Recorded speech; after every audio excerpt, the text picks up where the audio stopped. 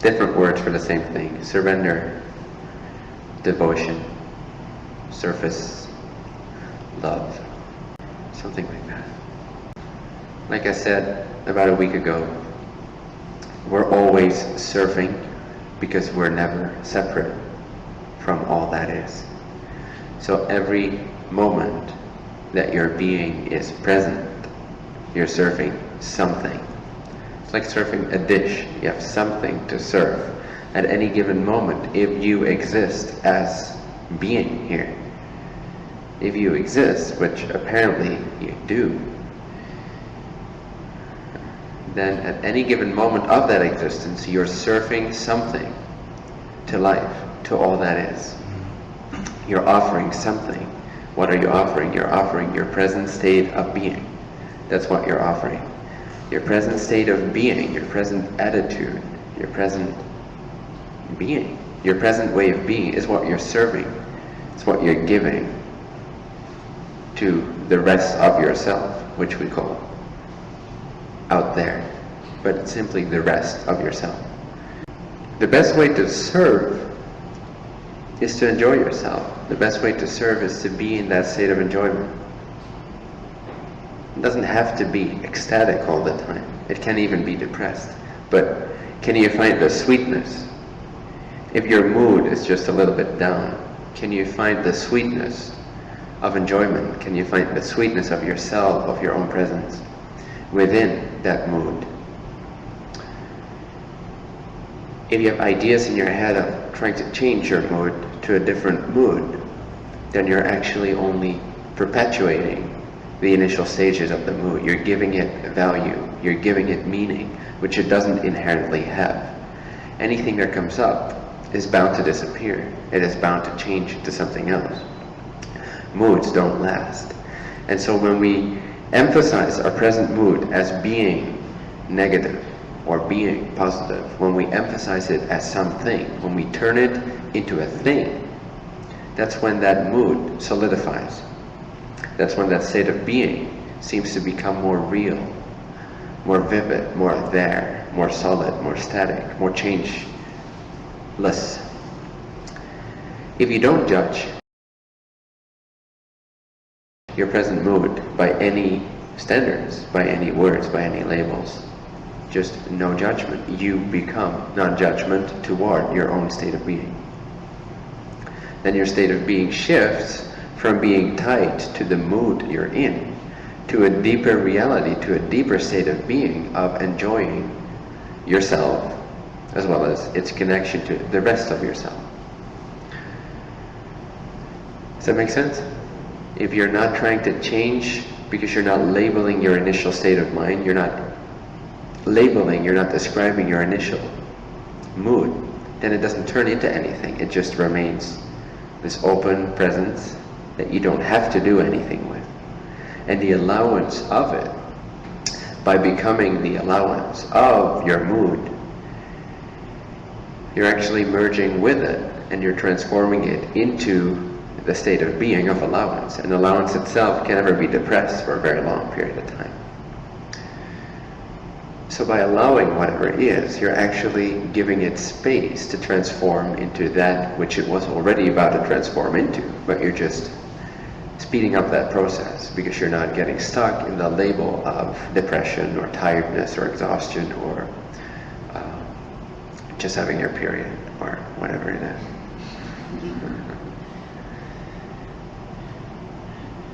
So you'll notice that the moment you judge yourself and your present state of being, the moment you judge your mood, your state of being takes on the shape of your mood. Whereas if you're not judging your mood, the mood starts to change into your state of being. Does that make sense? The difference between mood and state of being.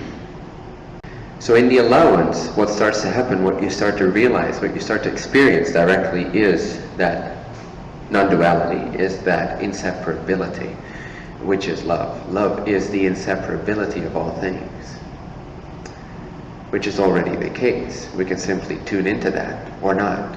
We can keep judging ourselves or take that 2 to 5 second breather where we just take the pause.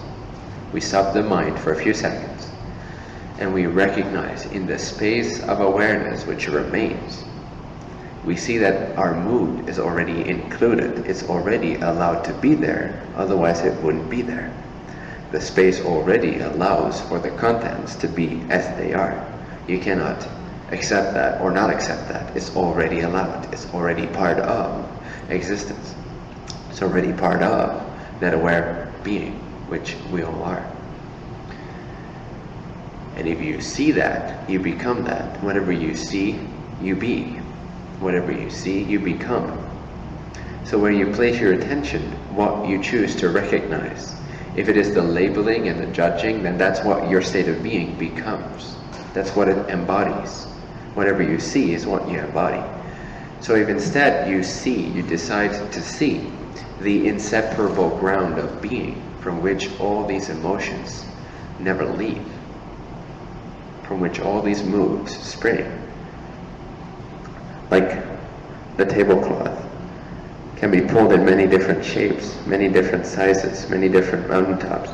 It can even form two individuals and start looking at itself and pretend it's separate. Oh, hello. Oh, what's your name? Tablecloth. Oh, wait, that was my name. Okay, let's come up with different names. So you see, the tablecloth is never separate, even though it pretends to play separation and place separation. And that goes for all of us here. We're not really separate. Only on the level of appearance, only on the level, not even on the level of appearance. Even appearances are, by their very essence, inseparable. They are that one tablecloth of being. But when we label, when we start to think about things, about separate things, that's when it starts to solidify into the sense of separation. But inherently so, there is no sense of separation in anything. It's only due to our descriptions, due to our stories, due to our way of seeing things, our point of view, that things appear separate. But all that appears separate is not separate. Even the sense of separation is just another shape of the one inseparable being. So even the sense of separation doesn't need to be gotten rid of, because the moment you judge your sense of separation, you become the sense of separation. When you allow the sense of separation, you remain in the frequency of allowance, which is closer to the natural state than the ideas about separation. And so you feel more enjoyment, you feel more aliveness, you feel more connection, because your present frequency, your present state of being that you're embodying is closer in its alignment to the truth of unity. So anything that's closer to truth, or at least to what you should be experiencing as truth for yourself at this moment, feels as more enjoyable to you, feels as more refreshing, more nourishing, more fulfilling to you. Anything that doesn't feel fulfilling to you means you're holding on to an idea, belief, or description about something that does not resonate with that underlying knowing that you've already tapped into, of inseparability, of love, of unity, of service, of compassion, of authenticity, etc. Does that make sense? To recognize that all appearances are of the one essence, that recognition allows you to embody the love that you're recognizing. The love is already there. The inseparability is already there.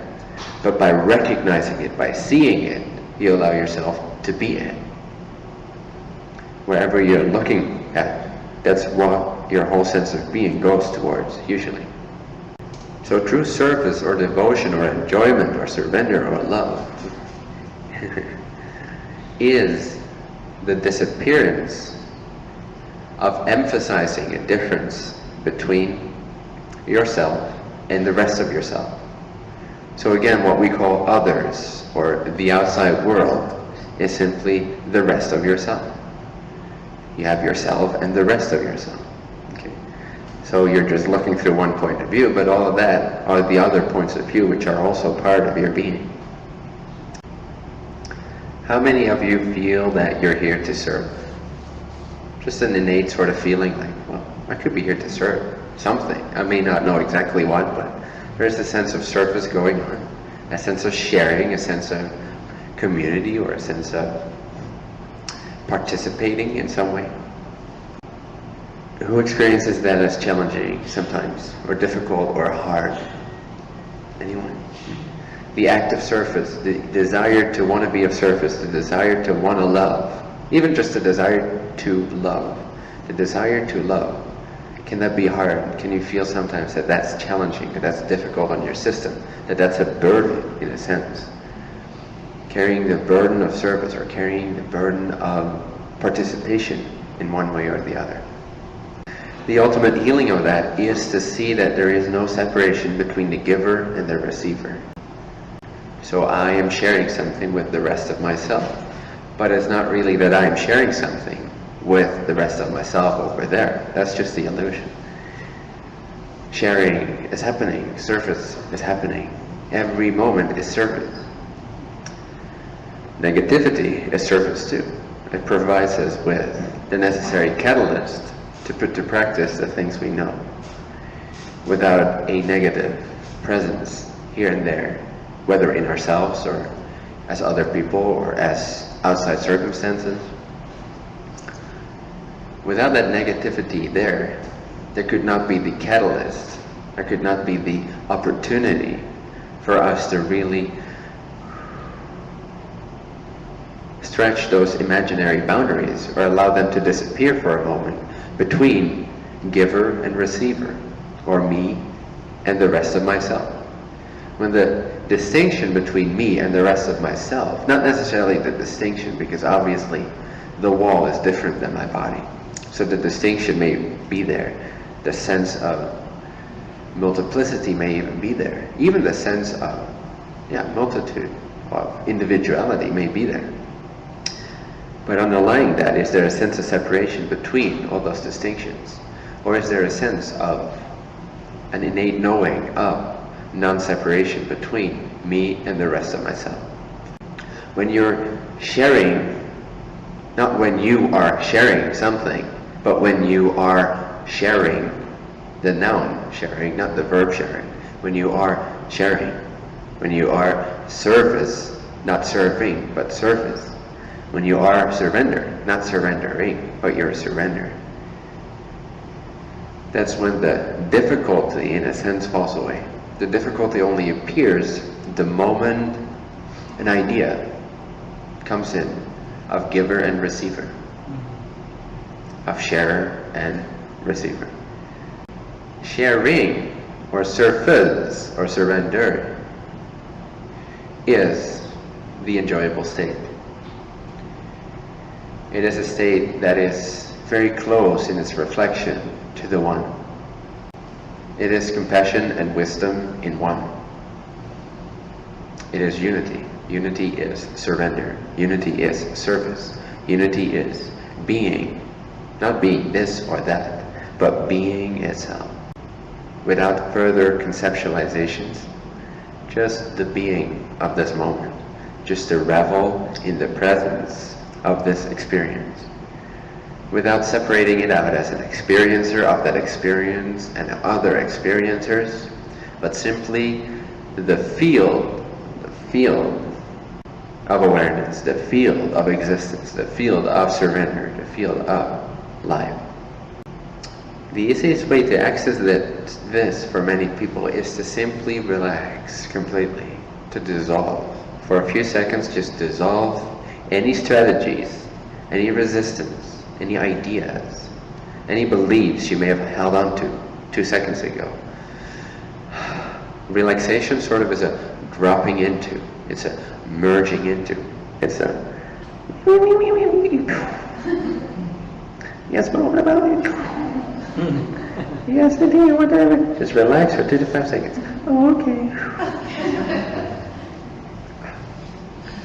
And so we intuit the immaculateness of the tablecloth of our being. We intuit or experience or see, even in a sense. We perceive, we know the unity state, the inseparable state, which is the natural state, which is the only state. It is existence itself. It's the manifestation of the one beyond manifestation. This field is the manifest reflection of the one, beyondness, source. Source itself never even becomes the unified state. Even the unity state out of which everything springs is, in a sense, secondary to the one. It's sourced from the one. The one never becomes the unified state. It is beyond unity and non-unity because it is beyond existing in the way that we perceive existence. In our terms, it doesn't exist. That doesn't mean it doesn't exist. It simply means that in our way of understanding, the one beyond everything, the inexperienceable, doesn't exist because it's not experienceable. It's non-experienceable. The moment something is experienceable, it is part of the tablecloth. It is part of creation. It is part of existence. It is part of being, which is inescapable. Being is inescapable. It is the only illusion there is, and out of that comes every other illusion. That doesn't mean it doesn't have a reality, but we could call it illusion because eventually, in our terms of understanding time, in billions upon billions upon billions of years, all of that too disappears, in a sense. Just imagine that. Imagine existence itself disappearing for 2 to 5 seconds. Nothing left. Everything disappears. Even the unity state, even surrender, even love, even presence, even existence. Anything that exists, anything that is present, anything that is known, anything experienced, ever disappears completely. And what remains? What remains beyond experiencing? Beyond the experiencer, beyond consciousness, beyond existence? Again, that cannot be experienced. So don't look for a new experience. Simply allow the openness itself to transform your experience of life by simply allowing for the intuition of the one beyond existence, beyond experience. Contemplate it in that state of just open receptivity to its possibility. What would be beyond existence? What would be beyond all experience? Just drop that question and stay in that gap for a few seconds, contemplating what could possibly be beyond even the presence of experiences, even the presence of consciousness. What would be there without existence, without the universe, without isness, beyond all possible recognition? This contemplation has the power of a, shall we say, vortex or black hole. It sucks attention completely away from everything that you tend to define and describe. How many of you in the past 30 seconds, in the past minute, have thought about your problems at home? Anyone? So I see a couple of hands. If you're in the contemplation of what could possibly be beyond existence, it sucks your consciousness away from everything definable, everything knowable, and it leaves it in that open, forward-pushing state of what's beyond where I can ever get to, what's beyond where I can ever experience. I can never experience it, but what's beyond that? It tends to put things into perspective.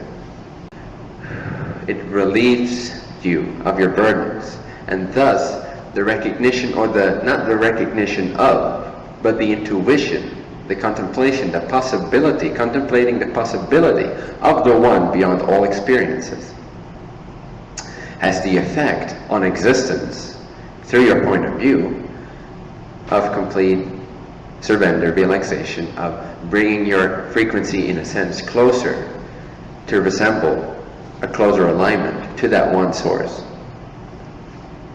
Doesn't mean that your experience of that contemplation ever really is the one beyond experiencing. It is your reflection of it. But through your reflection of it, we transform, we help ascend the entire tablecloth. The entirety of existence then becomes through our channeling, our intuition of the possibility of what could possibly be beyond existence itself, the one beyond everything that is. That contemplation gives life more of a quality that resembles or that reflects the one source. And thus our experience here starts to transform to become a better reflection of the one, to become closer to the one in its experience, in its form. Does that make sense? We transform whatever is. We transform our bodies, we transform our minds, we transform our surroundings, we transform the people we live with, we transform the world, we transform the universe, etc. through our state of being. So again, we're constantly already doing that. That service, that transformation is not just happening when we're contemplating the one beyond existence, or when we're resting as existence itself, the presence of consciousness, or the presence of awareness, which is existence, which is the reflection, the manifest reflection of the one beyond reflection, beyond experience. So either by that contemplation, or by resting as awareness, as consciousness, as being, as surface, as surrender, as love, by recognizing that. It's not only through those recognitions that we transform our lives, we're constantly transforming our lives through our frequency of being, through our state of being. And so when you are seeing or contemplating something that's really disturbing to you, then that is how you're sharing life. That's how you're transforming life, to become a closer reflection of that disturbance. So whatever we contemplate, whatever we recognize, wherever our devotion lies, that's how our lives start to transform and more reflect, become a physical or form reflection of the formless essence of being, or the beyond form and formlessness. It starts to become a closer reflection of that one life. So you're already constantly in service of yourself, in service of the rest of yourself. Through yourself, you are constantly in service of the rest of yourself. Constantly, constantly, constantly, constantly, constantly. There's not a single second, not a single billionth of a second that you're not serving the rest of yourself in one way or the other. You're always being in service. So how you define yourself, how you define your experience, how you feel about yourself, determines the quality of that service, determines the quality of the energy that you emit, that you emanate, that you send out in a way. Send out is part of the illusion, but for lack of a better word, the energy you send out to the rest of yourself comes from your state of being, comes from how you're defining yourself, what you're believing about yourself, how you're describing yourself, what you're feeling about yourself right now, or about your life. How you're feeling determines how you're seeing things, and thus how you're acting in the world, and what you're attracting to yourself, and what you're bringing out in other people, etc. So at any given moment, you are already completely unified in service to yourself, constantly. Realizing that all of that is the rest of yourself, what would you want for yourself? And then be the surface of that frequency, of that energy, of that attitude, of that state of being, of that contemplation, of that realization. What would you want for yourself, the entirety of yourself? Name something, name a word. What would you want? Peace. Would it help the rest of yourself, realizing that you are in constant, unified, inseparable service of all of the rest of yourself, all of the rest of yourself? Realizing that you are in constant service of that, every billionth of a second, you're sending out something to the rest of yourself. And if peace is what you want for all of yourself, if it is what you want for yourself, because yourself is all there is, then just be mindful or be aware of the times when you're sending out judgment, complaint, dissatisfaction, judgment, I said that one. Judgment is a frequent one. Just be mindful of what you're sending out, and then seeing that you are being of service in a negative way, in the sense, which is still, ultimately speaking, in service to the light, or to the wholly positive, which is not the opposite of negative, but which is the unified embrace of all that is, and learning about itself through the manifest. Everything is in service of that. So inevitably, even negativity is in service of the one gathering experience, learning about itself. So you cannot never serve the one. But how you go about it, do that, how efficiently or how in alignment with the things that really resonate for everyone. That's determined by the energy that you embody. So seeing that you're constantly in service to yourself, knowing that what you want for yourself is peace, love, etc. See how you're not being that. See how you're not giving that to yourself. When you're complaining about a circumstance, you're complaining about yourself. You're giving out the energy of complaint to yourself. You're being of service in the form of the energy we call complaint, or whatever it may be. Doubt, fear, which are all fine. They're all beautifully inseparable from the tablecloth. They're all the essence of love. So they're all already loved at all times. All your tendencies, all your emotions are inseparable from the one love, the one existence. So don't worry about not having these emotions or not sending out complaint every once in a while, because on the human realm, it's only to be expected. I complain sometimes.